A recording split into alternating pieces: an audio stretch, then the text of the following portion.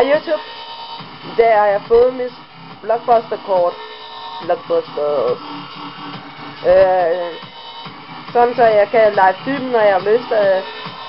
Og ja, det er bare rigtig nice. Jeg har allerede lavet 2 film i dag. Og så skal jeg spise noget slik, og jeg skal hygge mig med nogle webfulds og energidriks og alt muligt. Så det er bare rigtig godt.